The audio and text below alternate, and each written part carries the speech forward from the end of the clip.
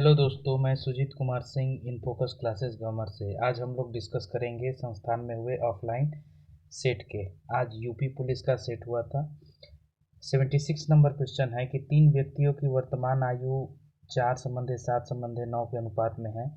8 वर्ष पूर्व उनकी आयु का योग 56 था, तो वर्तमान में उनकी आयु ज्ञात कीजिए। ठीक ना। तो 56 वर्ष जो है 8 वर्ष पूर्व है, इसका मतलब कि 56 और प्लस में हम लोग आएंगे तो तीनों का 8-8 साल अगर हम लोग आगे बढ़ें तो 24 ईयर टोटल हम आगे बढ़ेंगे, यानी कि टोटल हो जाएगा 80। ठीक है, तीनों के आयु का वर्तमान योग हो जाएगा 80 साल और इनका अनुपात दिया हुआ है तो 7 4 11 9 20, यानी 80 जो है 20 यूनिट के बराबर है। तो उनके एक यूनिट की कीमत हो जाएगी 4। और अगर अलग अलग उनका हम लोग आयु ज्ञात करें तो पहले का हो जाएगा 4 यूनिट और एक यूनिट 4 के बराबर, तो पहले की आयु होगी 16, दूसरे की 7 चौक 28 28 और तीसरे की हो जाएगी 9 चौके 36, यानी हमारा आंसर हो जाएगा option number B. Next question है हमारा, एक आदमी स्थिर जल में 24 किमी प्रति घंटा की चाल से नौका चला सकता है। तो हम देख रहे हैं कि एक्स की जो कीमत है, नाव की चाल या नाविक की चाल जो है वो 24 किमी प्रति घंटा है। ठीक है, आगे हम कर रहे हैं कि उस नदी से नीचे की ओर जाने का मतलब कि धारा के साथ डाउन स्ट्रीम। ठीक है, और अपेक्षा ऊपर की ओर यानी कि अप स्ट्रीम। ठीक है, यानी यहाँ पर काम करेगा x plus Y downstream में और यहाँ पर काम करेगा x माइनस में y। ठीक है, नाव चलाने में 3 गुना समय लगाता है, तो प्रवाह की दर ज्ञात कीजिए। ठीक है, तो हम लोग जो प्रवाह की दर लेते हैं y लेते हैं। ठीक है, तो अगर हम लोग देखें कि 24 प्लस में y नाव की चाल प्लस धारा की चाल, और इस हिसाब से अगर वो कोई दूरी तय करता है और यह दूरी 1 घंटे में अगर वो तय करे तो 24 माइनस में वाई ये दूरी इसकी अपेक्षा 3 घंटे में तय करता है, क्योंकि बोल रहा है कि 3 गुना समय लेता है। यहाँ से जब हम इसको हल करेंगे तो 24 प्लस में वाई और यहाँ से 24 इंटू में 3 हो जाएगा 72 माइनस में 3y। 3y को यहाँ लाएंगे, 24 को इधर ले जाएंगे तो हमारे पास बचेगा 4y। 4y is equal to 48, यानी y इज इक्वल टू हो जाएगा हमारा 12 चौक 48। 78 क्वेश्चन है कि P और Q की औसत आयु 5050 है। ठीक है, तो हम देखते हैं कि यहाँ पर अगर हम P और Q का टोटल लें तो ये हो जाएगा 10,100। ठीक है, यहीं पर अगर हम Q और प्लस में R का ले लें तो ये हो जाएगा 12,500। दो गुना 6,250 का दो गुना, क्योंकि ये औसत दिया हुआ है। ठीक है, और इसी तरह P प्लस R का अगर हम लोग ले लें तो ये हो जाएगा 10,400। अगर दोनों साइड का हम टोटल करें तो ये 2 ब्रैकेट में P प्लस Q प्लस में R और इसका टोटल हो जाएगा 33,000, यानी कि सिर्फ P plus Q plus R का मान हो जाएगा आपका 16,500, जिसमें से अगर हम P Q को हटा दें, अगर हम Q R को हटा दें तो हमारे पास सिर्फ जो है P का मान बच जाएगा, यानी P इज इक्वल टू, तो Q और R का हम लोग यहाँ देख रहे हैं 12,500। 12,500 को अगर हम हटा दें यहाँ से तो हमारे पास सिर्फ P का बच जाएगा कितना, 4,000। Option number B. Next question है कि 396 मीटर की दूरी की यात्रा में 21 सेंटीमीटर व्यास के पहिए के चक्र की संख्या क्या होगी। तो हम लोग जानते हैं कि एक पहिया जितना चक्कर चलता है, ठीक ना, उसके गुणनफल यानी कि पहिए की परिधि और इंटू में चक्रों की संख्या बराबर होती है उसके द्वारा तय की गई कुल दूरी के। ठीक है, तो यहाँ पर हम देखते हैं कि अगर हम परिधि और इंटू में चक्करों की संख्या यानी कि n बराबर टोटल डिस्टेंस यानी कुल दूरी के बराबर होगा। तो परिधि के लिए हम आते हैं 2 पाई r, तो 2 इंटू में पाई 22/7। ठीक है, और आर के लिए हम आते हैं तो 21 जो है, ध्यान दीजिए व्यास है उसका, तो 21/2 हो जाएगा परिधि। इंटू में एन चक्करों की संख्या पूछ ही रहा है, और दूरी तो हम लोग ध्यान दीजिए कि यहाँ पर इस्तेमाल कर रहे हैं 21 सेंटीमीटर, तो दूरी को भी सेंटीमीटर में बनाएंगे, यानी ये हो जाएगा 396 और 00।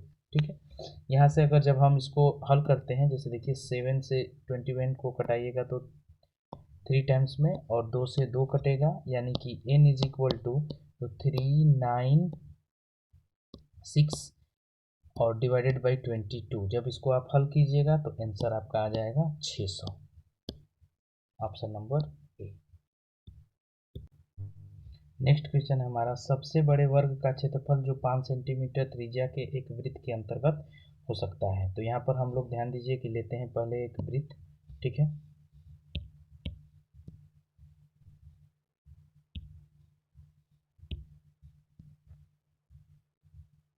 ये हम लोगों ने एक वृत्त ले लिया। ठीक है, और इसके अंतर्गत सबसे बड़े वर्ग का क्षेत्रफल हमसे पूछ रहा है। तो वर्ग के क्षेत्रफल के लिए हम लोग जानते हैं कि भुजा का स्क्वायर, यानी ये स्क्वायर अगर कर दें तो हम लोग का वर्ग का क्षेत्रफल आ जाएगा। तो ध्यान दीजिएगा कि सबसे पहले हम लोग वर्ग की भुजा ज्ञात करने की कोशिश करते हैं।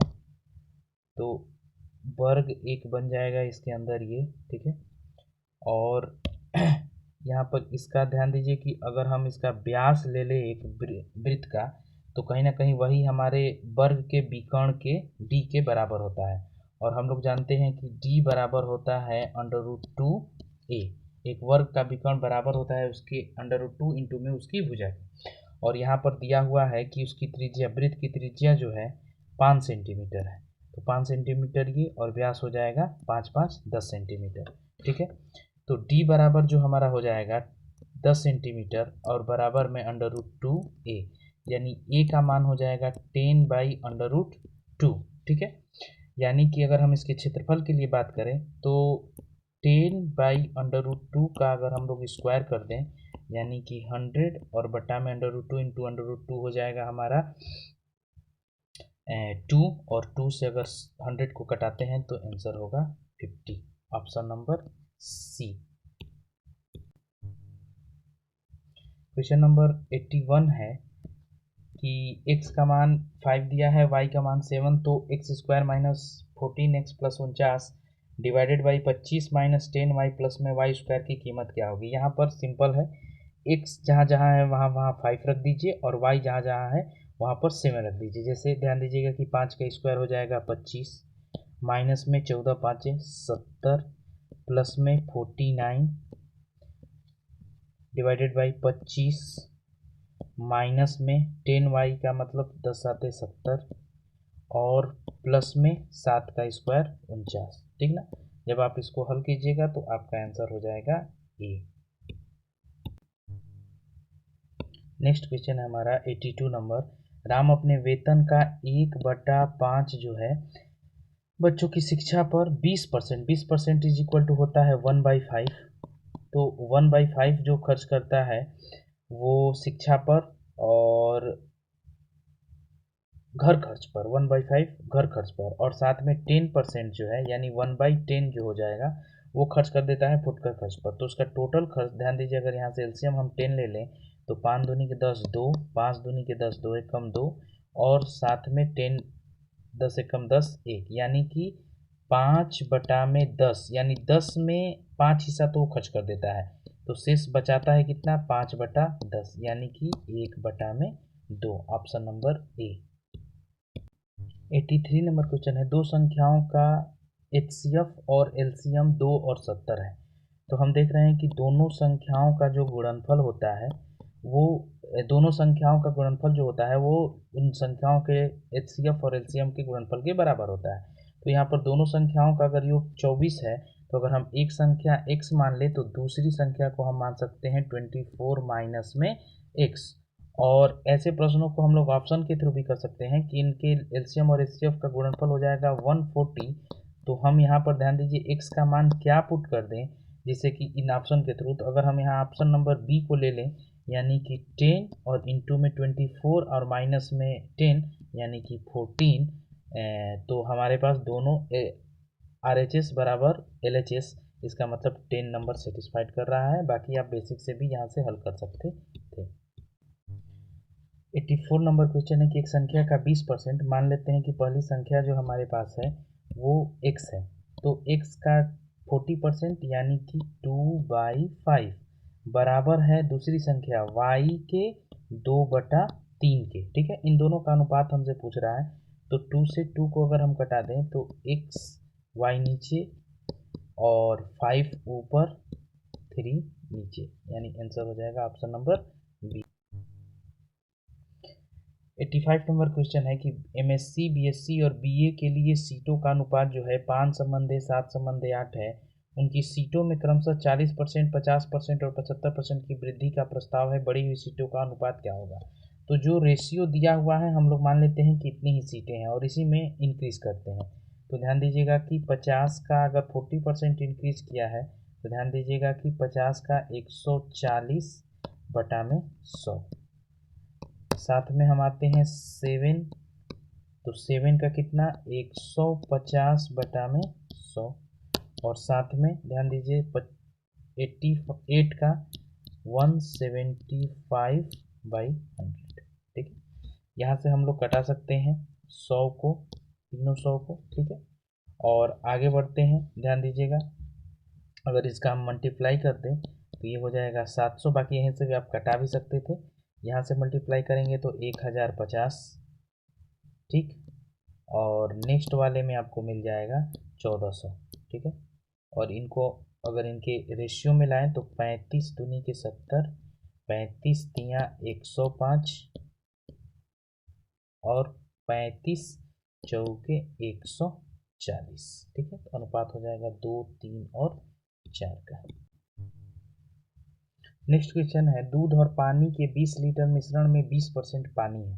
तो अगर हम लोग अलग अलग लिखें वाटर और मिल्क को, तो ध्यान दीजिएगा कि 20% यानी 1/5 और 1/5 में अगर 20 लीटर का हम लोग निकाले तो 4 यूनिट जो हो जाएगा हमारे पास 4 लीटर जो हो जाएगा वाटर हो जाएगा और 16 लीटर जो हो जाएगा मिल्क हो जाएगा। इसमें वो कह रहा है कि 5 लीटर पानी मिलाकर, यानी कि 5 लीटर पानी मिला दीजिएगा तो पानी वाटर जो होगा 9 लीटर और मिल्क एज इट इज़ यानी 16 लीटर ही रहेगा। नए मिश्रण में दूध का प्रतिशत, तो दूध मिल्क जो है हमारे पास 16 है और नया मिश्रण जो बन जाएगा 16 और 9 25 के बराबर। इसमें अगर परसेंटेज निकालना है तो इंटू में 100, 25 चौके 100, 16 चौके 64, 64% नए मिश्रण में मिल्क का। नेक्स्ट क्वेश्चन है कि एक मिश्रण में पेंट और पानी, तो हम देख रहे हैं कि पेंट और पानी का जो रेशियो है वो है 4:3। ठीक है, और इसमें कह रहा है कि 5 लीटर पानी जोड़ देने से अनुपात 4:5 हो जाएगा। ठीक है, तो ऐसे प्रश्न में हम लोग ध्यान दीजिएगा कि जो इंक्रीज करता है उसी में देखते हैं कि कितनी यूनिट में भी कितनी वृद्धि हुई है। तो हम लोग यहाँ देख रहे हैं कि पेंट में कुछ मिलाया नहीं गया है तो वो एज इट इज़ स्टेबल है, और पानी में 2 यूनिट यहाँ पर वृद्धि की गई है, तो यही क्वांटिटी में 5 लीटर के बराबर है। तो हम कह सकते हैं कि 5 लीटर जो है वो 2 यूनिट के बराबर है। ठीक ना, तो इसमें 4 यूनिट जो कि पेंट का यूनिट है, 4 यूनिट की कीमत कितनी, तो आप कह सकते हैं कि 10 litre, option number C. Next question है कि एक आयत जिसकी एक भुजा 4 सेंटीमीटर है किसी 2.5 सेंटीमीटर त्रिज्या वाले वृत्त में है, आयत का क्षेत्रफल ज्ञात कीजिए। तो हम लोग यहाँ से देखते हैं कि अगर एक वृत्त हम लोग ले लें, ठीक है, और इसमें जो है एक आयत है, ठीक है, तो आयत को हम लोग यहाँ बना देते हैं और आयत की जो है एक भुजा जो है दे रखी है 4। ठीक है, और ये व्यास जो दिया हुआ है, त्रिज्या जो दी हुई है इस वृत्त की, ध्यान दीजिएगा कि वो दी हुई है 2.5। तो अगर हम लोग ध्यान दीजिए कि इस त्रिज्या को डबल कर दें यानी 2.5 और ले लें तो ये जो बन जाएगा क्या बन जाएगा, इसका व्यास, और साथ में यही बन जाएगा कि आयत का विकर्ण। ठीक है, आयत का विकर्ण, तो हम लोग पाइथागोरस प्रमेय से देख सकते हैं कि एक आयत का प्रत्येक एंगल 90 डिग्री होता है। तो अगर इसका कर्ण 5 सेंटीमीटर हो जाए तो पाइथागोरस प्रमेय में कहा जाता, मतलब पाइथागोरस प्रमेय में ये है कि कर्ण का स्क्वायर माइनस में आधार का स्क्वायर और यही बराबर हो जाता है लंब के स्क्वायर से। तो यहाँ पर अगर इसको हल कीजिएगा तो आ जाएगा 3 सेंटीमीटर, और एक आयत का क्षेत्रफल जो होता है वो उसकी लंबाई गुणा में चौड़ाई, यानी कि 4 इंटू में 3 is equal to 12 centimetre square. Next question है हमारा कि कोई व्यापारी कपड़े पर 50 रुपये प्रति मीटर के मूल्य से दाम अंकित करता है, यानी कि उस कपड़े पर दाम लिखा है 50, 15% का एक डिस्काउंट देगा तो बेचेगा उसको 85/100 में, एक डिस्काउंट काटने के बाद। और दूसरा डिस्काउंट अगर वो 20% का देगा तो पुनः ध्यान दीजिए इसको बेचेगा 80/100 में। जब आप इसको हल कीजिएगा तो आपके पास आ जाएगा 20 दूनी के 40, 20 पाँचे 100, 5 से 17, यानी 17 दूनी के 34। Option number C. Next question है कि 36 आदमी एक कार्य को 25 घंटे में कर सकते हैं, तो टोटल वर्क हमारा हो जाएगा कि अगर 36 आदमी काम करें तो इस काम को जो है वो 25 दिन में कर सकते हैं। और इसी काम को अगर आपको कराना है 15 आदमी से, तो ध्यान दीजिए यहाँ से अगर हम कटाएं तो 5 तिहाई 15, 5 पचे 25, 3 से इसको कटा दें तो 12, 12 पाँचे 60 घंटे। ठीक। नेक्स्ट क्वेश्चन भी हमारा टाइम एंड वर्क से ही है। ठीक है, कि अगर 16 आदमी प्रतिदिन 7 घंटे काम करके खेत को 48 दिन में जोत सकते हैं, तो उसी खेत को 14 आदमी प्रतिदिन 12 घंटे में काम करके कितने दिन में जोत सकते हैं। तो इसके लिए हम लोग एक फार्मूले का इस्तेमाल करते हैं कि M1 इंटू में D1 इंटू में T1 is equal to M2 into में D2 इंटू में T2। ठीक, तो यहाँ 16 आदमी जो है हमारे पास, 16 आदमी D1 दिन यानी कि 48 दिन में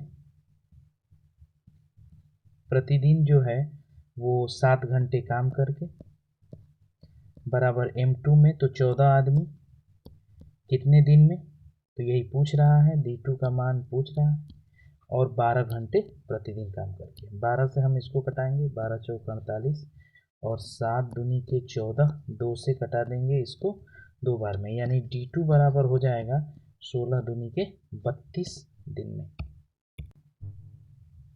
नेक्स्ट क्वेश्चन हमारा कि ABC एक वर्ष पश्चात कमाए हुए लाभ को 6, 8 और 9 के प्रमाण में बांटते हैं। A पूर्ण समय का साझेदार है, B 4 मास के लिए साझेदार रहा और C 6 मास के लिए साझेदार रहा।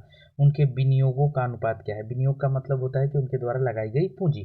तो हम हमेशा लाभ को उनके द्वारा लगाए गए पूंजी और वो पूंजी कितने समय तक रही है, इन दोनों के गुणनफल के अनुपात में ही इन्वेस्ट करते हैं, लाभ का अनुपात बनाते हैं।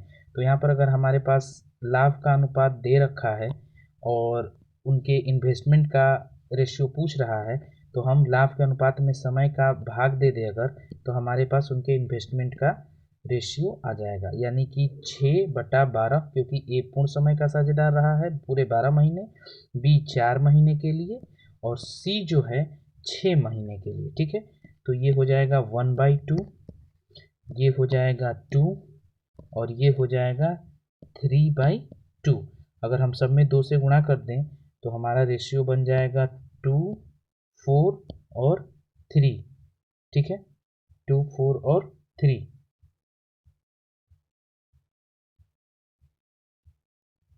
1, यहाँ से देखिए 2 से 2 को जब हम डिवाइड करेंगे तो ये कट जाएगा, यानी 1, 4 और 3, ऑप्शन नंबर डी।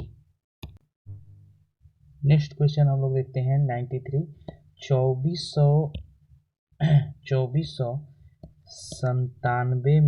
2497 में अगर हम ऑप्शन नंबर 1 23 को जोड़ दें तो ये संख्या बन जाएगी 2520। 2520, 7 3 10 1, 9 1 10 2 12 1, 24 1 25। ठीक है, और हम देख रहे हैं कि ये चारों संख्याएं 5 6 4 3 से पूर्णतः कट जाएगी। ठीक है, तो इसका मतलब हमारा आंसर हो जाएगा option number A 23।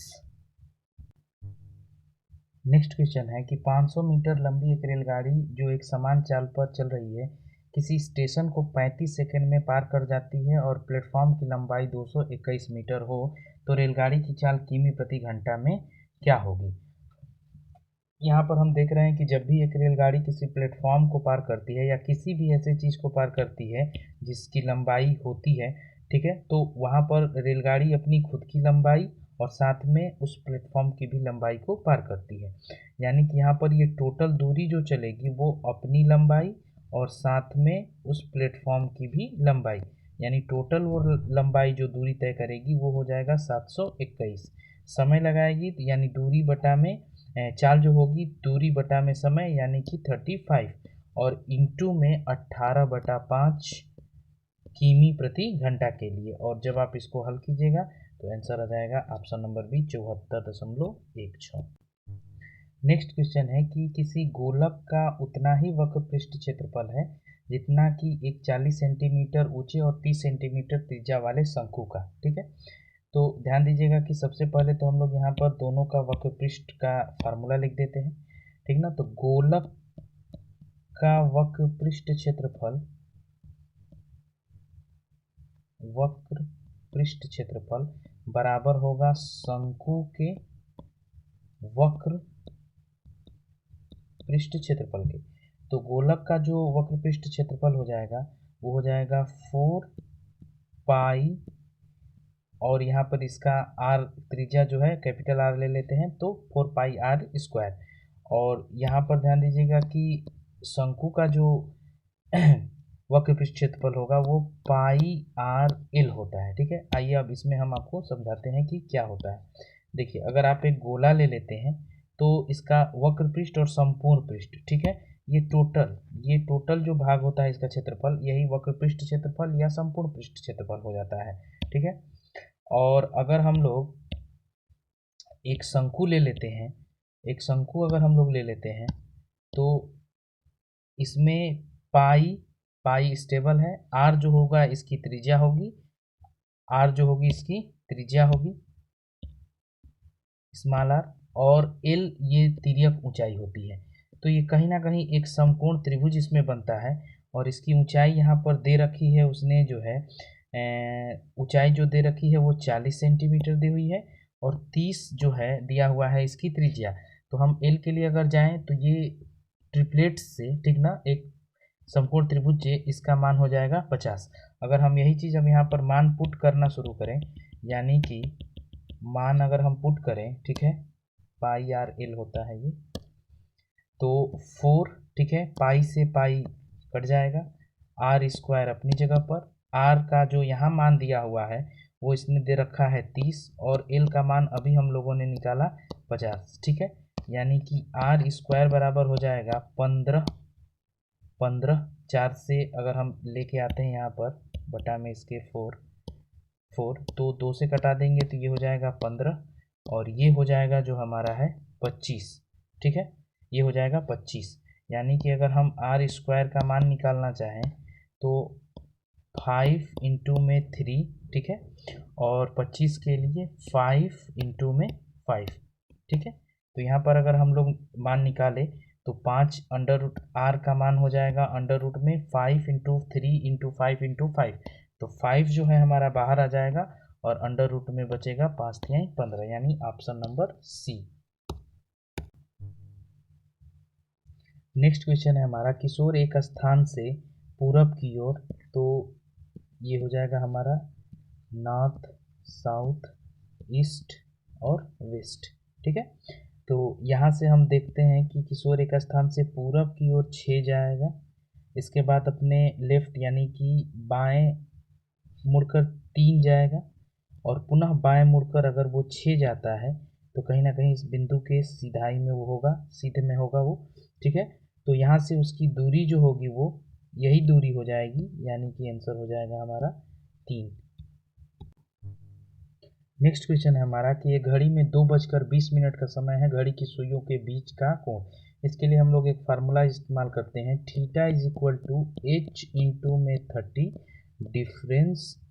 Difference 11/2 into में यम। ठीक है, तो 2:20 यानी कि आवर, एच की जगह पर हम लोग लिखेंगे 2 और गुणा में 30 डिफरेंस 11/2, और मिनट की जगह हम लोग रख देंगे 20, यानी कि ये 60 डिफरेंस हो जाएगा 10, 2 से घटाएंगे 10, यानी यहाँ मान हो जाएगा 110, और 110 और 60 का डिफरेंस जो हो जाएगा वो 50 डिग्री, यानी option number D. Next question है 98 नंबर। 5 सेंटीमीटर त्रिज्या और 7 मीटर ऊंचाई वाले, ठीक है, 7 मीटर ऊंचाई वाले एक सिलेंडर के द्रवित होने पर 11 समान घनाभ बनते हैं, ठीक है। तो घनाभ का आयतन बताइए। तो यहाँ पर जो है हम लोग एक मिस्टेक है यहाँ पर, 5 सेंटीमीटर की जगह आप 5 मीटर इसको बना लीजिएगा, ठीक है। तो घनाभ का आयतन 11 घनाभ के आयतन के बराबर एक सिलेंडर का आयतन होगा। तो सिलेंडर का आयतन, सिलेंडर एक बेलनाकार आकृति होती है, तो उसका आयतन होगा पाई आर स्क्वायर एच, और साथ में 11 ठो घनाभ इंटू में एक घनाभ का आयतन एल इंटू बी इंटू में एच, ठीक है। तो ये पूरा का पूरा घनाभ का आयतन हो जाता है, ठीक है। तो यहाँ पर अगर हम एक घनाभ का आयतन निकाल लें तो 11 को यहाँ पर डिवाइड कर देंगे, यानी कि पाई का मान 22/7, आर का मान 5 इंटू में 5 और एच का मान जो है 7, ठीक है, डिवाइडेड बाई 11, ठीक है। तो यहाँ पर हम आएंगे तो 7 से 7 को कटाएंगे, 11 दूनी के 22, 5 पचे 25 दूनी के 50 मीटर घन, ठीक है। तो ऑप्शन नंबर सी हमारा आंसर हो जाएगा। एक गलती था यहाँ पर, सेंटीमीटर नहीं रहेगा, यहाँ पर 5 मीटर रहेगा ये। नेक्स्ट क्वेश्चन है हमारा। 5 घंटियाँ 7 बजना शुरू होती हैं और क्रमशः 2, 5, 6, 8 और 9 सेकंड के अंतराल पर बजती हैं। एक घंटे में वह कितनी बार एक साथ बजेंगी? तो हम लोग जानते हैं कि हर एक बार वो अपने एलसीएम के समय के बाद वो बजना मतलब रिपीट होती हैं। तो 2, 5, 6, 8 और 9 का एलसीएम जो हमारा हो जाएगा वो हो जाएगा 360 सेकेंड, या आप कह सकते हैं कि 6 मिनट, ठीक है। यानी प्रत्येक 6 मिनट पर वो एक बार बजेंगी। तो इस प्रकार से 60 मिनट में वो बजेंगी 10 मिनट, लेकिन प्लस में 1। और सवाल ये कि ये प्लस में 1 क्या है? तो प्लस में 1 जो होता है, प्लस में 1 जो पहली बार जब वो बजती हैं तो वो काउंटिंग इस 60 में नहीं हो पाती है, इसलिए प्लस में 1 यानी 11 टाइम्स वो एक घंटे में पूरा बजेंगे। नेक्स्ट क्वेश्चन है हमारा कि एक आदमी 10 वाले शेयर को 9.5 रुपये के दर से 4940 रुपये विनियोग, यानी कि विनियोग का मतलब इन्वेस्टमेंट होता है, जमा करना होता है, यानी कि वह 4940 रुपये का शेयर खरीदता है। तो हम पता करते हैं कि वो टोटल शेयर परचेज कितना करता है। तो अगर वो 4940 रुपया का शेयर खरीद रहा है और प्रत्येक शेयर का दाम 9.5 रुपया है, तो इसका मतलब वो शेयर खरीद रहा है 520। और अगर हम वास्तविक मूल्य इसका ज्ञात करना चाहें कि 520 शेयर का रियल वैल्यू कितनी है, तो 520 और प्रत्येक शेयर जो था हमारा वो 10 रुपीज़ का था, यानी कि 5200 रुपये का जो है वो टोटल शेयर का रियल कॉस्ट प्राइस है, ठीक है। और डिविडेंड यानी कि लाभांश होता है ये, ठीक ना, डिविडेंड जो है, तो 5200 का जो 14% वो क्या करेगा, लाभांश डिविडेंड प्राप्त करेगा, ठीक है। यानी कि आप इसको हल कीजिएगा तो आपके पास आंसर आ जाएगा 728 रुपये, ठीक, option number A. Next question है हमारा कि एक आयत का विकर्ण का वर्ग 41 सेंटीमीटर है, ठीक है। तो एक आयत के विकर्ण की अगर आप बात करते हैं, ठीक है, एक आयत के विकर्ण की अगर आप बात करें तो ये होता है किसी आयत का जो है विकर्ण, ठीक है। तो ये हमेशा ध्यान दीजिएगा कि इसकी दो अन्य भुजाओं के वर्गों के योगफल के बराबर होता है। तो अगर हम इसका मान अगर हम d ले लें, इसको x ले लें और इसको y ले लें, तो हम देख रहे हैं कि d स्क्वायर बराबर x स्क्वायर और प्लस में y स्क्वायर के बराबर है, ठीक है। तो d का स्क्वायर जो है वो 41 पूरा दिया हुआ है, यानी हम देख सकते हैं कि x square plus Y square का मान कितना 41, और उस आयत इसका क्षेत्रफल यानी कि भुजाएं अगर एक्स वाई ली गई हैं तो x और y का जो मान है वो 20 के बराबर है। तो एक तो ध्यान दीजिएगा कि आप अलजेब्रा के एक फार्मूले के थ्रू भी आप इसको लगा सकते हैं, x प्लस वाई का होल स्क्वायर, ठीक है। और नहीं तो आप यहीं पर आप डायरेक्टली कर सकते हैं कि ऐसा x और y का क्या हम मान जो है ध्यान दीजिए कि अनुमानतः लगाएं कि उनका गुणनफल 20 और उनके वर्गों का योगफल जो है वो 41। तो यहाँ पर अगर हम लोग 4 इंटू में 5 ले लेते हैं तो 5 चौके के 20, 4 चौके के 16, 5 5 25 यानी कि 41। ठीक है, यानी x और y का जो मान हो जाएगा वो 4 और 5 हम लोग ले सकते हैं। तो परिधि पूछ रहा है तो परिधि जो होता है वो 2x प्लस वाई के बराबर होता है। 5 और 9 दूनी के 18 सेंटीमीटर आपका यहाँ से हो जाएगा परिधि। जबकि अगर आप यहाँ पर आते हैं तो x प्लस वाई के होल स्क्वायर को जब आप खोलिएगा तो X square plus Y square, ठीक है, और साथ में हम लोग आते हैं कि प्लस में 2xy, ठीक है। तो x प्लस वाई का मान ही हमसे पूछ रहा है, x प्लस वाई के मान का दुगुना हमसे पूछ रहा है। तो X square plus Y square की जगह हम लोग 41 पुट कर देंगे, एक्स वाई की जगह 20 दूनी के 40 हम लोग पुट कर देंगे, ठीक ना। और x plus Y is equal to under root में 81 और x प्लस वाई का मान हो जाएगा 9 और इसका दोगुना हो जाएगा परिधि जो होगी 18, ठीक है ना। तो एक तरीका आप ये भी आजमा सकते थे और एक यहाँ पर अनुमानतः आप लगा के x और y का मान इससे भी आप निकाल सकते थे। नेक्स्ट क्वेश्चन है कि पी क्यू आर ने 520 रुपये में एक कार्य किराए पर लिया और क्रमशः 7, 8 और 11 घंटे के लिए उपयोग किया। क्यू द्वारा चुकाया गया किराया कितना होगा। तो जो लोग जितने घंटे तक उस वस्तु का प्रयोग करेंगे उसी रेशियो में ध्यान दीजिए वो पैसे भी पेमेंट करेंगे। यानी 520 रुपया जो है, 520 रुपया टोटल कितने घंटे के लिए, तो 8 7 15, 15 और 11 यानी कि 26 घंटे के लिए लिया गया है। और जिसमें से Q ने घंटे इस्तेमाल किए हैं आपके पी क्यू आर 8 घंटे के लिए, Q ने 8 घंटा, तो 26 दूनी के 52, 8 दूनी के 16, यानी कि Q जो है 160 रुपये का पेमेंट करेगा। नेक्स्ट क्वेश्चन है हम लोगों का कि अनाज जो है गोदाम में रखा जाता है तो जल कहाँ रखा जाएगा। तो जल, अनाज का गोदाम में इकट्ठा किया जाता है तो जल को बांध में इकट्ठा किया जाता है, ठीक है। नेक्स्ट क्वेश्चन है कि एनालॉजी का क्वेश्चन है कि यहाँ पर ए डी एफ जी जो है वो रिलेटेड है के एन पी क्यू से। तो यहाँ पर जब इसका मान आप पुट कीजिएगा, मतलब इनका स्थानीय मान ए का 1, डी का 4, एफ का 6, जी का 7 अगर आप पुट कीजिएगा तो यहाँ पर +10 ये ऑपरेशन आपको देखने को मिलेगा। इस हिसाब से इसका आंसर हो जाएगा सी नंबर, ठीक है। 12 का स्क्वायर जो है वो 144 है, ठीक है। तो यहाँ पर स्क्वायर के सेंस में 20 का स्क्वायर हो जाएगा 400, ठीक है। आगे बढ़ते हैं हम लोग। नेक्स्ट क्वेश्चन है हमारा क्लासिफिकेशन, वर्गीकरण के क्वेश्चन है कि उप महाद्वीप, खाड़ी द्वीप और कैप में कौन सा अलग है। तो यहाँ पर हम अलग करेंगे खाड़ी को, ठीक है। क्यों, कारण क्या है, तो उपमहाद्वीप, द्वीप और कैप ये तीनों जो हैं समुद्र से सटे हुए स्थल होते हैं, ठीक है। और खाड़ी जो होती है वो किसी सागर या महासागर का बड़ा क्षेत्रफल वाला जगह होता है, जिसमें कि इसको जलाशय भी कहते हैं, कि मतलब एक सागर या महासागर का बड़ा जलाशय वाला क्षेत्र होता है, ठीक है। 107 नंबर में आएंगे। यहाँ पर टमाटर जो है हमारा अलग होगा, कारण है गाजर, मूली और आलू जो है जमीन के अंदर होंगे, टमाटर जो होगा वो बाहर होगा, ठीक है। नेक्स्ट क्वेश्चन है हमारा 41, 72, 12, 30, 51, 42 और 11, 20 में कौन अलग है।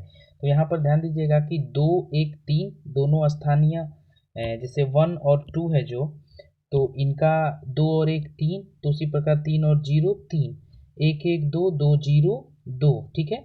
4 1 5 7 2 9 और 5 1 6 4 2 6। तो आप सी, बी और डी में देख रहे हैं कि इनका योग बराबर हो रहा है, लेकिन ए नंबर में ऐसा नहीं है, तो ऑप्शन नंबर ए हमारा आंसर होगा, ठीक है। नेक्स्ट क्वेश्चन है कि शब्दकोश के अनुसार तीसरे स्थान पर कौन सा आएगा, ठीक है। तो इसमें हम लोग पोजीशन से देखते हैं कि आई पहले से तो कोई किसी को नहीं अलग कर सकते, दूसरे से भी नहीं कर सकते, तीसरे में आएंगे तो एम एम पी पी, ठीक है। तो एम का पोजीशन 13 होता है और ध्यान दीजिए कि पी का पोजीशन होता है 16। तो पहला और दूसरा के लिए तो इन्हीं दोनों में लड़ाई होगी। तीसरे के लिए हम आते हैं, पी और पी हमारा इक्वल है, तो इसमें अगला अगर हम लें ई और ए तो इसमें सी से पहले हमको डी को रखना होगा, यानी तीसरा पोजीशन डी का हो जाएगा। 110 नंबर हमारा क्वेश्चन है, बी एफ के क्यू। जब भी ध्यान दीजिए, मैंने आपको बताया है कि जब भी अल्फ़ाबेट से संबंधित या तो वो क्लासिफिकेशन का क्वेश्चन हो, एनालॉजी का हो, सीरीज का हो, हमेशा इनके पोजीशंस को लिख के आप बनाया कीजिए। तो बी का पोजीशन 2, F6 के 11, Q 17 आप यहाँ देख पा रहे होंगे, प्लस में 4, प्लस में 5, प्लस में 6, तो यहाँ पर हो जाएगा प्लस में 7, 17 और 7 हो जाएगा 24, यानी कि हमारा आंसर हो जाएगा x। ठीक है। नेक्स्ट क्वेश्चन है हमारा कि एक श्रृंखला है, अंकों की एक श्रृंखला है, तो हम यहाँ पर अंकों की श्रृंखला में हमेशा दो अंकों के बीच का डिफरेंस लेके ही चेक करते हैं। तो यहाँ पर हम देख रहे होंगे कि 5 4 9, 9 4 13, 13 4 17, तो 17 और 4 21, 21 4 25, तो ऑप्शन नंबर सी हमारा आंसर हो जाएगा। 112, एक चरवाहे के पास 17 भेड़ें हैं, उनमें से 8 को छोड़कर सब मर गई। इसका मतलब 8 जो बची हुई हैं, इसी का पूछ रहा है कि उसके पास अब कितनी भेड़ें शेष हैं, तो उसके पास जो है 8 भेड़ें जो हैं शेष हैं। ठीक है। नेक्स्ट क्वेश्चन है 113, एक पिता और उसके पुत्र की कुल आयु 60 वर्ष है। ठीक ना। 6 वर्ष पहले पिता की आयु पुत्र की आयु की 5 गुनी थी। ठीक है। तो 6 वर्ष बाद पुत्र की आयु क्या होगी? ऐसे प्रश्नों को हम लोग पास्ट, प्रेजेंट और फ्यूचर के हिसाब से अगर हल करें तो आसानी से कर सकते हैं। ठीक ना। तो जैसे कि 6 वर्ष पहले यानी माइनस में 6, तो 6 वर्ष पहले अगर पिता जो है पुत्र अगर ध्यान दीजिए कि x ईयर का है, तो पिता जो हो जाएगा वो 5 गुना यानी 5x का हो जाएगा। ठीक है, 5x का हो जाएगा। तो 6 वर्ष पहले जो था कि पुत्र जो हमारा था x का और पिता हो जाएगा 5x का। अगर हम लोग वर्तमान में आए तो दोनों में 6 साल अगर जोड़ दें तो यानी कि 5x प्लस में 6 और साथ में x प्लस में 6 जो है, ध्यान दीजिए ये टोटल हो जाएगा किसके? 60 के बराबर, क्योंकि अभी दोनों का योग जो है 60 वर्ष के बराबर है। यानी हम लोग देखें कि 6x इज इक्वल टू हो जाएगा 6 6 12 में से घटाएंगे तो ये हो जाएगा 48, यानी x बराबर 8। ठीक है, 8 6 48। ठीक है, तो पूछ रहा है कि 6 वर्ष के बाद पुत्र की आयु क्या होगी। तो ये 6 साल पहले x की वैल्यू अगर 8 है, तो अगर 6 साल के बाद हम वर्तमान में आए और प्लस में 6 साल और जोड़ दें तो हम लोग भविष्य में 6 साल जा सकते हैं, यानी कि 12 साल अगर और करते हैं हम लोग, यानी कि 6 साल बाद पुत्र की आयु जो हो जाएगी वो 20 ईयर हो जाएगी। नेक्स्ट क्वेश्चन है हमारा, पूर्वानुमान का संबंध जो है वो है भविष्य से। तो सीधा सा बात है कि हम किसी चीज़ का अनुमान कब लगाते हैं? जो घटनाएं घटी नहीं है उसके सेंस में हम लोग पूर्वानुमान लगाते हैं, यानी कि पूर्वानुमान हम भविष्य के लिए लगाते हैं। तो खेद प्रकट करना, ठीक ना, खेद प्रकट करना यानी कोई गलती अगर हम कर देते हैं और उसका पश्चाताप जो करते हैं उसी को कहते हैं खेद प्रकट करना। यानी कि विगत पहले जो हम लोग गलती कर चुके होते हैं उसी के लिए खेद प्रकट करते हैं। तो ऑप्शन नंबर डी हमारा जो है। नेक्स्ट क्वेश्चन है हमारा कि डी जो रिलेटेड है सी से, यानी कि माइनस में 1 और सी में +2 करेंगे तो ये हो जाएगा ई, और ई में +1 करेंगे तो एफ, यानी कि रिलेशन है -1 +2 और +1 का। ठीक है, यही रिलेशन यहाँ Q 17 -1 तो 16 प्लस में 2 तो P 16 2 18 और साथ में प्लस में 1 तो आर का पोजीशन हमारा 18 19 प्लस में 1। तो यही रिलेशन आप यहाँ भी देखेंगे और यही रिलेशन आप देखेंगे ऑप्शन नंबर बी में भी। ठीक है, 115 का हो जाएगा। नेक्स्ट क्वेश्चन है हमारा कि 121 जो संबंध है 12 से, तो 121 का स्क्वायर रूट होगा 11 और +1 कर दीजिएगा आप तो 12, 25 का स्क्वायर रूट होगा 5 और इसमें +1 कर दीजिएगा तो 6। ऑप्शन नंबर बी हमारा आंसर होगा। नेक्स्ट क्वेश्चन है हम लोगों का 117। तो आलू जो है, ध्यान दीजिएगा, आलू, अदरक और गाजर जो है ज़मीन के अंदर होते हैं और टमाटर जो है ज़मीन के ऊपर होता है। 118 में जो ऑपरेशन है वो ऑप्शन नंबर ए, सी और डी में +2 का ऑप्शन है। ठीक है, और बी नंबर में ध्यान दीजिए +2 और प्लस में 1 फिर +2 का ध्यान दीजिए कि ऑपरेशन बना है, इसलिए ऑप्शन नंबर बी हमारा अलग है। 119 में आइएगा तो 6 3 तो जस्ट इसका उल्टा 3 6, 4 8 तो 8 4, 5 2 6 तो 6 2 और ऑप्शन नंबर बी में ऐसा नहीं है तो 119 का हो जाएगा हमारा। नेक्स्ट क्वेश्चन है हम लोगों का कि 120 में इन शब्दों को जो है शब्दकोश के अनुसार रखना होता है, ठीक ना। तो डिक्शनरी अगर हम लोग देखना जानते हैं तो इन सब प्रश्नों को आसानी से हम लोग कर सकते हैं, ठीक ना। जैसे कि यहाँ पर टी से हम लोग काम नहीं कर पाएंगे, ओ से भी काम नहीं कर पाएंगे, आर भी सब में कॉमन है, ठीक है। नेक्स्ट वाला है क्यू टी, उसके बाद टी आर आर एस, ठीक है। तो इस हिसाब से अगर हम लोग डिक्शनरी के हिसाब से इसको अरेंज करें तो ऑप्शन नंबर ए हमारा जो होगा सही होगा, ठीक है।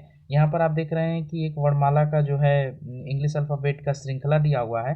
तो यहाँ पर पी का संबंध ओ से है, ओ का एन से, एन का एम से, और यहाँ पर रिलेशन है कि पी में +1, ठीक है, पी में +1 तो ओ में -1, पी में 16 -1 15, 15 में -1 एन 14, एन में -1 एम, और एम में -1 जो होगा तो हमारा आंसर होगा एल, ठीक है।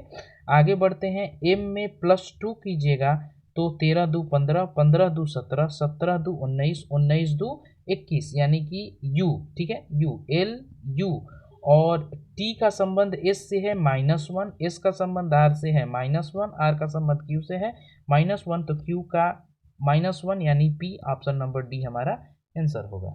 122 नंबर हमारा क्वेश्चन है, एक अंकों की श्रृंखला है। तो यहाँ पर अगर सब में अगर आप +103 करते जाते हैं तो अगला हमारा ऑपरेशन मिल जाएगा, यानी 412 में अगर आप 103 जोड़ते हैं तो आंसर हो जाएगा option number C. Next question है हमारा 123, एक फोटोग्राफ में राजेश, यानी कि एक जो फोटो है ये फोटो जो है ये राजेश का है। तो इसकी तरफ इशारा करते हुए सुनीता कहती है कि इसकी माता, राजेश की माता का एकमात्र पुत्र, यानी ये खुद राजेश एकमात्र पुत्र मेरे पिता है। किसके पिता हैं? सुनीता बोल रही है, तो सुनीता के पिता हैं ये, ठीक है। तो सुनीता का राजेश से क्या संबंध है? वैसे तो ब्लड रिलेशन में सिर्फ नाम से जेंडर डिसाइड नहीं होता है, बाकी हमारे पास कोई ऑप्शन है नहीं, तो यहाँ पर हम सुनीता को जो है राजेश की पुत्री ही कहेंगे। नेक्स्ट क्वेश्चन है हमारा एक लीनियर अरेंजमेंट पर है, ठीक ना, कि A B C D E एक पंक्ति में उत्तर की ओर मुख करके खड़े हैं। ई बी से बाईं ओर 40 मीटर की दूरी पर है, ठीक है। तो ई जो है, ध्यान से देखिएगा कि ई जो है वो बी से 40 मीटर, ठीक है, बी से, ठीक है, ई बी से बाईं ओर 40 मीटर की दूरी पर है, ठीक है। ए सी के बाईं ओर 20 मीटर की दूरी पर है, अभी रोकते हैं। डी ई के दाईं ओर 20 मीटर, यानी कि कहीं ना कहीं डी हमारा यहाँ है और ये 20 है, तो ये भी हो जाएगा 20, ठीक है। और यहाँ पर आगे बनाने की भी हमको ज़रूरत नहीं है, क्योंकि ऑप्शन में आप देखिए, क्वेश्चन में देखिएगा कि पूछ रहा है कि बी डी से कितनी दूरी पर है। तो ध्यान दीजिएगा कि बी हमारा ध्यान दीजिएगा कि डी से 20 मीटर की दूरी पर होगा, और किस साइड में? तो डी से दाईं ओर, यानी ऑप्शन नंबर ए हमारा आंसर होगा। 125 नंबर क्वेश्चन है कि COMFORTABLE कंफर्टेबल से कौन सा शब्द जो है नहीं बनाया जा सकता है। तो जिस भी अक्षर का, ध्यान दीजिए, जिस भी शब्द का अक्षर इसमें टोटल कंफर्टेबल में नहीं मिल पाएगा हमको, तो वो शब्द हमारा नहीं बनाया जा सकता है। इस हिसाब से ऑप्शन नंबर डी आप देखिएगा, जिसमें कि कुछ शब्द हैं जो कुछ अक्षर जो हैं वो मैच नहीं कर पा रहे हैं। जैसे ध्यान दीजिएगा कि हमको आर चाहिए, आर है, ओ चाहिए, ओ है, यू चाहिए, और यू हम देख रहे हैं कंफर्टेबल में कहीं भी नहीं है, इसलिए ऑप्शन नंबर डी, ठीक ना, ये नहीं बनाया जा सकता है। 126 नंबर देखिएगा, ए का पोजीशन 1, ए एंड का 19 दिया है, यानी कि ए का 1, एन का 14, डी का 4, यानी इन सब का योग 19 के बराबर। इसी प्रकार आप देखिएगा कि आंट के लिए जो दिया हुआ है इसमें ए का पोजीशन 1, एन का पोजीशन 14 और टी का पोजीशन 20, इन सबको जोड़िएगा तो 35 हमारा आंसर हो जाएगा।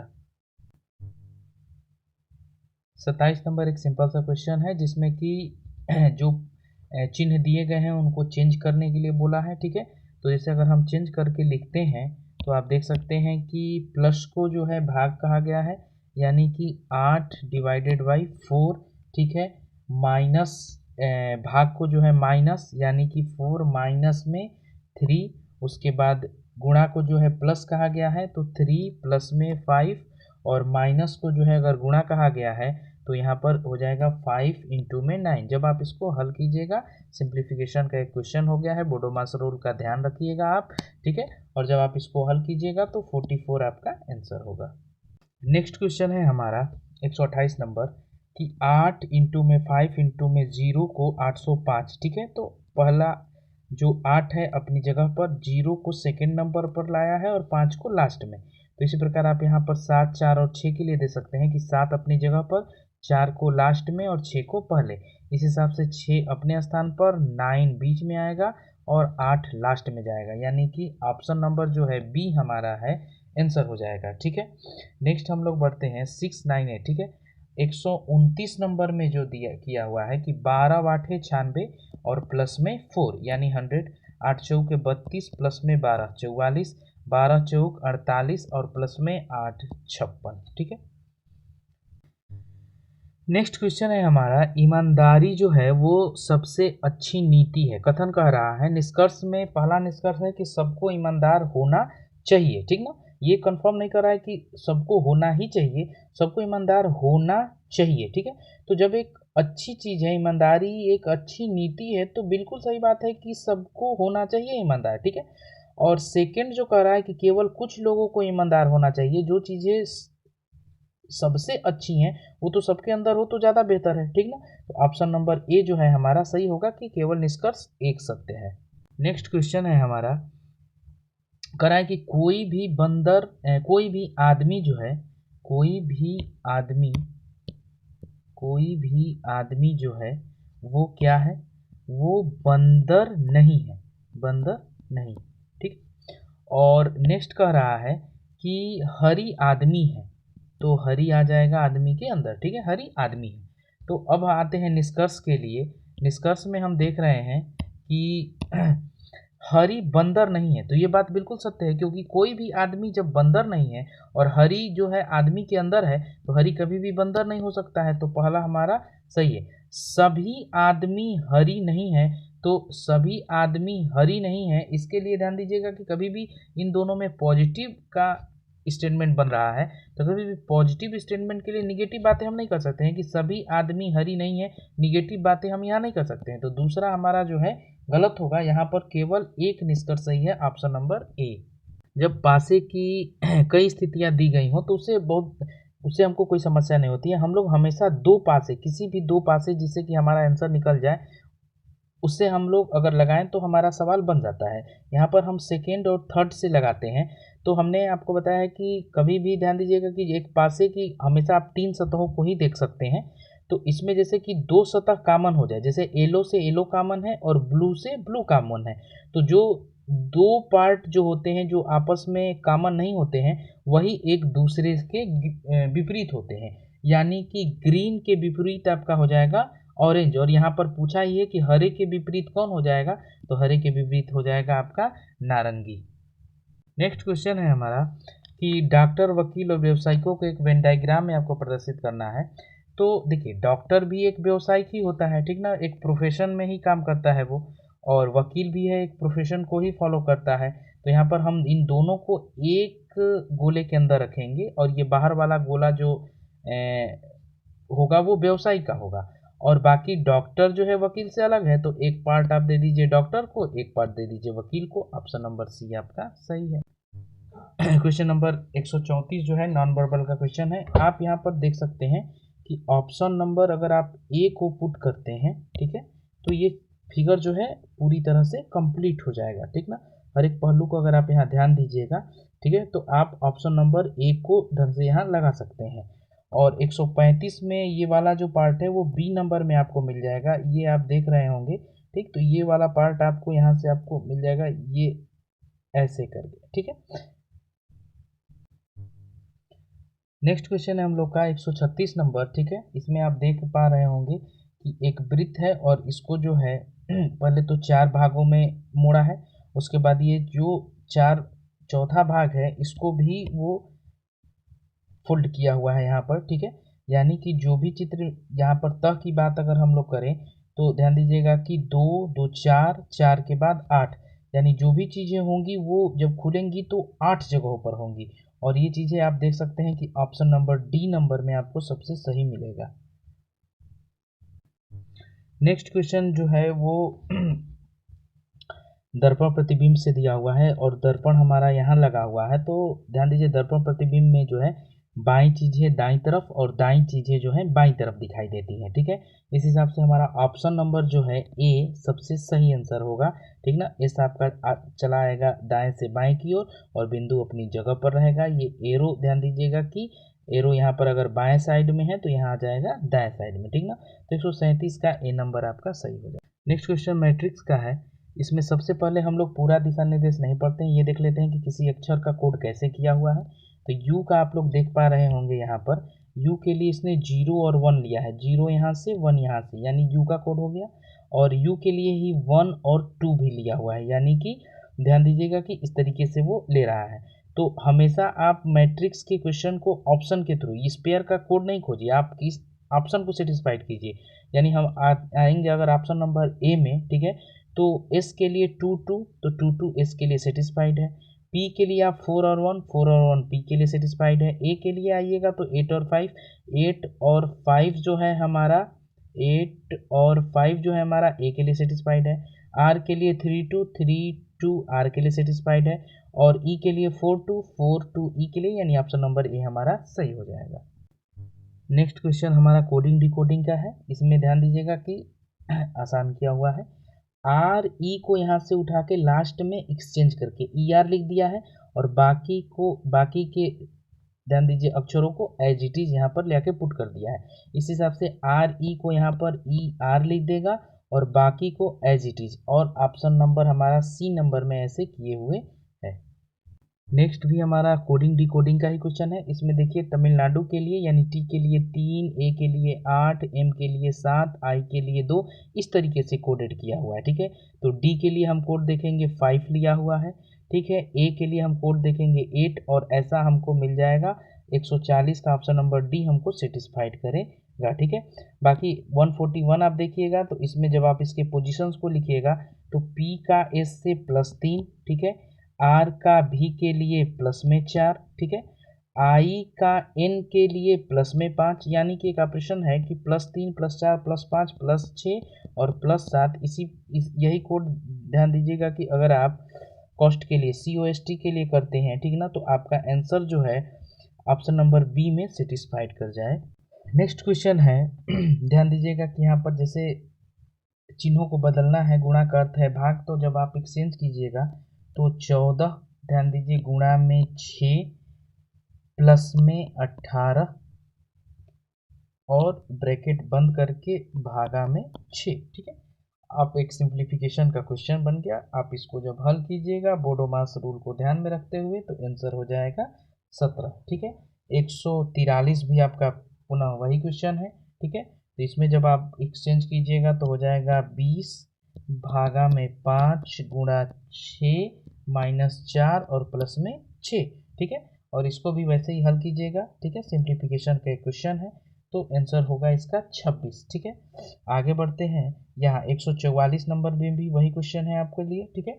यहाँ पर जब आप इसको एक्सचेंज कीजिएगा तो आप लिखिएगा 120, ठीक है, भागा में 6 -10 ब्रैकेट बंद इंटू में 10 और प्लस में 5।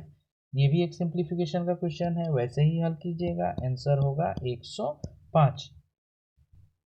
नेक्स्ट क्वेश्चन है 145। नहीं बनाए जा सकने वाले आपको शब्दों को चुनना है। तो यहाँ पर जो भी कोई भी एक ऐसा ऑप्शन ले, जैसे कि हम सी नंबर ले लें यहाँ पर, तो यहाँ पर डी चाहिए, डी हमारा हम देख रहे हैं कि है, ठीक है। आई चाहिए, आई भी है। सी चाहिए, सी भी है। सी के बाद टी चाहिए, टी भी है। आई पुनः चाहिए, ठीक है। यहाँ पर हम देख रहे हैं कि हमको 2 आई चाहिए, और यहाँ पर हमारे इस वाले शब्द में जो है 2 आई हैं, ठीक है, ठीक है।